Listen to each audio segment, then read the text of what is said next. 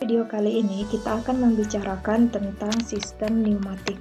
Seperti yang kita ketahui bahwa dalam dunia industri kita membutuhkan adanya bagian-bagian dari suatu proses industri yang melakukan pekerjaan seperti penjepitan, positioning, ataupun meletakkan posisi suatu benda sesuai dengan tempatnya, separating ataupun memisahkan dari satu benda dengan benda yang lainnya, stacking, penumpukan ataupun rotating, pemutaran. Oleh sebab itu, berkenaan dengan yang kita pelajari sebelumnya mengenai elemen koreksi dan aktuator, di situ ada satu hal yang bakal kita bahas lebih lanjut, yaitu ketika kita ingin menggunakan aktuator pneumatik yang sumber energinya berasal dari udara terkompresi, maka elemen koreksinya itu kita sebut sebagai sistem pneumatik. Sekarang kita lihat terlebih dahulu seperti apa sistem pneumatik secara garis besar. Ini Bu ambil dari buku, itu namanya Kilian tahun 2000. Secara umum, sistem pneumatik itu terdiri atas kompresor, di mana karena kita membutuhkan udara yang terkompresi, maka kita membutuhkan adanya yang mengkompres udara tersebut ataupun kompresor. Nah, kompresor ini juga memiliki tangki yang menyimpan udara tersebut sebelum dia dialirkan ke bagian yang lain. Elemen berikutnya itu ada elemen filter dan dryer. Ini adalah untuk menyaring udara hasil kompresi tadi dan juga untuk menghilangkan moisturizer ataupun butiran-butiran air yang masih berada pada udara yang terkompresi tersebut. Selanjutnya itu akan dialirkan ke regulator. Sebenarnya setelah regulator ini ada lagi satu bagian, yaitu bagian yang kita sebut sebagai lubrikator. Hanya saja pada buku ini itu tidak dituliskan, tetapi pada penggunaannya sekarang itu dia dipakai. Nah, setelah masuk ke lubrikator itu tadi, nanti akan kita lihat bagaimana kerja dari sistem pneumatik ini pada valve yang dikontrol oleh suatu controller. Dan akhirnya aktuator yang dipergunakan itu biasanya adalah aktuator silinder. Sekarang kita melihat bagian ini satu persatu. Sekarang kita melihat bagian yang kompresor terlebih dahulu. Nah, kira-kira ini gambaran dari kompresor yang ada dalam kehidupan nyata. Seperti yang Ibu bilang, kompresor tadi itu juga memiliki receiver ataupun tangki. Jadi ini dia tangkinya, lalu si kompresor itu sendiri cara kerjanya adalah dengan mengambil udara yang berada di sekitaran tempat tersebut dan mengkompresnya. Hasil dari kompresnya itu atau udara terkompresinya itu disimpan ke dalam tangki ini. Nah, kalau misalnya dalam kehidupan nyata, mungkin ini salah satu contoh air kompresor. Kalau ini dalam bentuk animasi ya. Jadi tujuannya itu adalah untuk menghasilkan udara yang terkompresi yang bakal nanti dialirkan untuk menjadi sumber energi penggerak aktuator kita. Selanjutnya, bagian setelah kompresor itu kita sebut sebagai unit FRL, yang merupakan kepanjangan dari unit.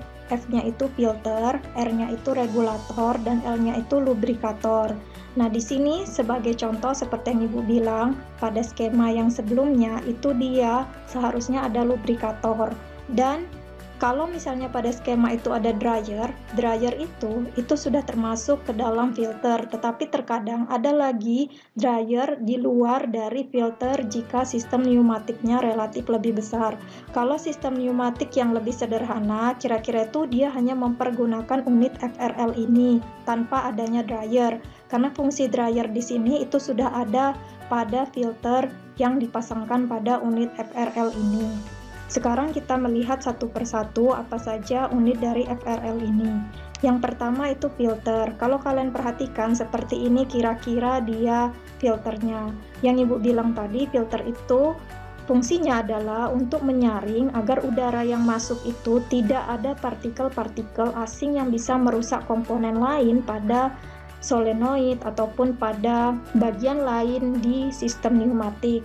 Jadi pada filter itu sendiri itu ada jalur pembuangan airnya, karena kalau tadi kita mempergunakan sistem pneumatik yang ada filter dan dryernya, maka dryer itulah yang mengeringkan ataupun menghilangkan butiran air pada udara yang masih masuk. Tapi kalau misalnya kita menggunakan unit FRL, maka ini sudah ada jalur ataupun dryer di dalamnya sehingga jalur pembuangan airnya itu bisa langsung. Di sini kita bisa melihat contohnya ini ada masuk udara yang sudah terkompresi ke dalam suatu filter. Nah, udara yang terkompresi ini kan masih mengandung partikel-partikel kecil ya, dan kemudian juga masih mengandung butiran-butiran air.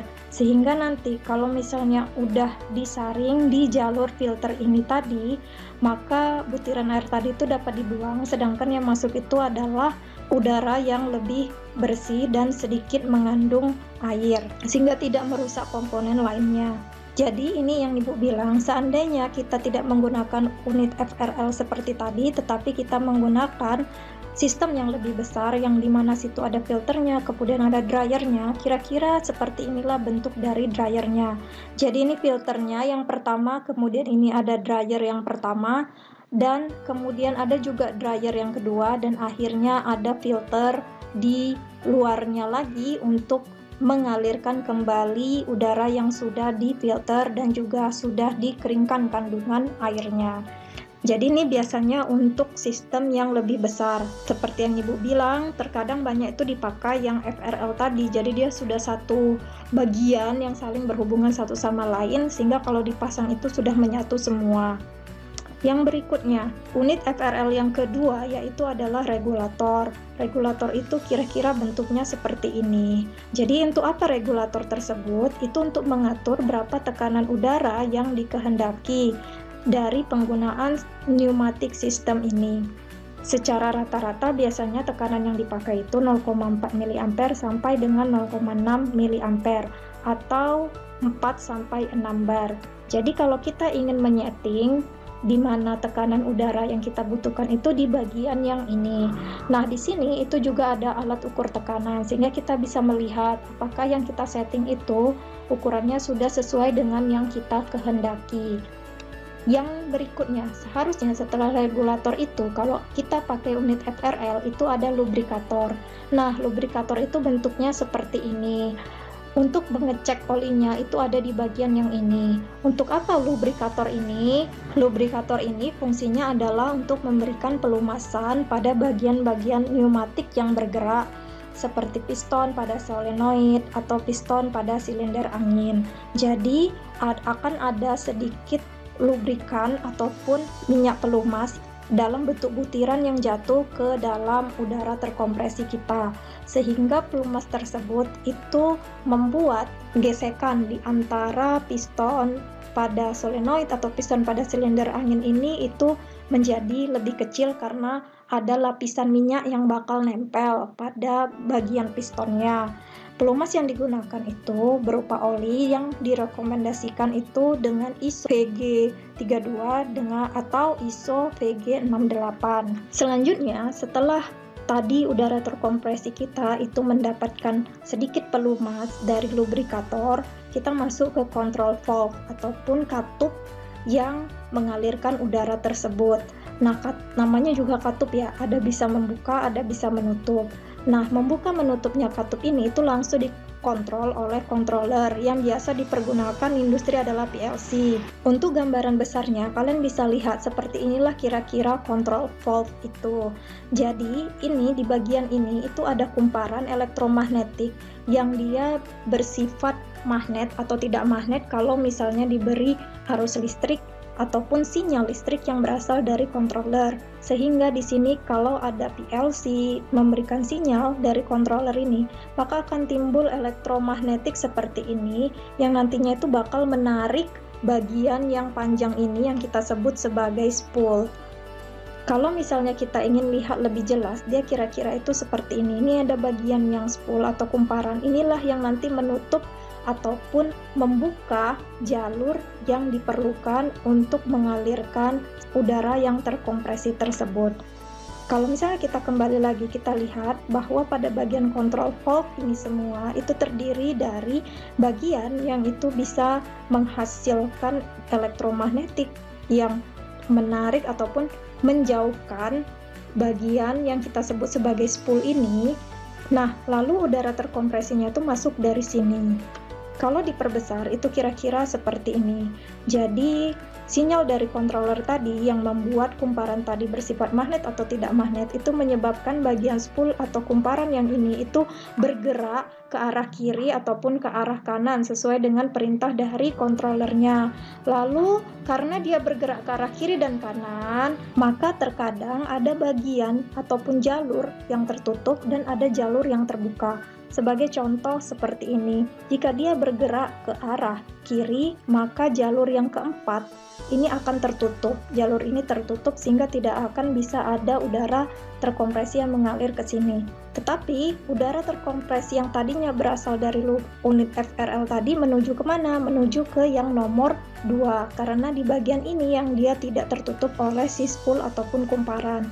Kalau misalnya nanti ada perintah dari controller untuk bergerak dia ke arah, ketika dia bergerak ke arah kanan, bagian yang kedua ini akan menutup, sedangkan bagian yang keempat ini justru akan terbuka dan mengalirkan udara yang terkompresi tersebut. Selanjutnya, setelah udara terkompresi tadi diatur dia masuk atau keluarnya melalui control valve, kemudian dia akan menggerakkan aktuatornya. Ingat, yang disebut aktuator adalah bagian yang menggerakkan benda atau memberikan gaya pada suatu benda sehingga dia bisa berpindah posisi. Aktuator yang dipakai pada sistem pneumatik itu bisa berupa aktuator misalkan piston silinder ataupun solenoid. Di sini kita lihat aktuatornya itu adalah silinder. Jadi, ini tadi dia control valve kita yang sudah bisa menentukan jalur mana yang bakal mengeluarkan udara terkompresinya. Lalu kita lihat di sini, itu ada 2 jalur. Ini jalur yang pertama, ini jalur yang kedua. Maka kedua jalur ini itu akan memberikan arah yang berbeda ketika si PLC-nya itu memberikan perintah. Jalur yang pertama yang biru ini itu akan memberikan piston dorongan untuk dapat menekan silinder yang ada di dalamnya bergerak ke arah kanan. Sebaliknya, ketika controllernya itu memberikan perintah dan ternyata udara terkompresinya tadi katup yang terbuka adalah bagian yang kedua ini, maka yang pertama ini tuh akan menutup sehingga ini tidak ada aliran udara terkompresi. Aliran udara terkompresinya itu keluar dari jalur ini. Dia jalurnya kemana? Jalurnya ke arah sini. Dan pada jalur ini itu justru akan menekan piston yang berada di dalam itu ke arah kiri.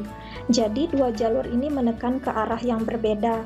Dan dengan demikian, karena adanya perbedaan gerakan, maka nanti bagian yang ini itu akan bergerak bisa ke kiri, bisa ke kanan. Secara garis besar, kira-kira seperti inilah sistem pneumatik yang sederhana. Jadi tadi kita punya kompresor yang membuat udara sekitarnya itu menjadi udara bertekanan yang bakal digunakan untuk menggerakkan aktuator yang ada di ujung ini.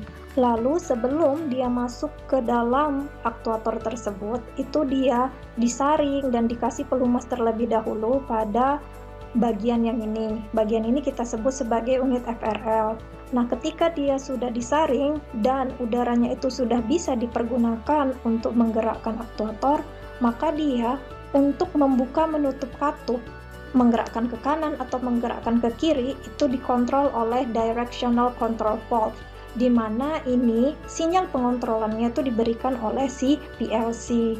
Selanjutnya, ketika kita di sini sudah tahu dia mau bergerak ke arah mana, kanan atau kiri, maka katup yang dibuka itu juga berbeda. Jalur yang di bawah ini itu akan mendorong si piston itu ke arah kiri, dan sebaliknya jalur yang di atas ini itu akan mendorong piston ke arah kanan. Dengan bergeraknya bagian aktuator ini ke kiri dan ke kanan, maka akhirnya itu bisa menggerakkan benda ini, apakah dia mendorong benda ini atau melepaskannya. Ketika dia melepaskan benda ini akan jatuh ke kotak, sedangkan ketika dia mendorong, dia menahan agar benda tersebut tidak jatuh ke kotak, dan yang bagian atas ini bisa menumpuk terlebih dahulu pada bagian yang ini. Ini gambar ini Ibu ambil dari akun YouTube RG Group PA, di mana judulnya itu How an Industrial Pneumatic System Works and the 5 Most Common Element Used. Kalau kalian ingin melihat keseluruhan proses dalam bentuk animasi, kalian bisa buka YouTube yang judulnya ini. Untuk kali ini sampai di sini dulu tentang sistem pneumatik. Nanti kita akan melihat tentang aktuator silinder itu sendiri.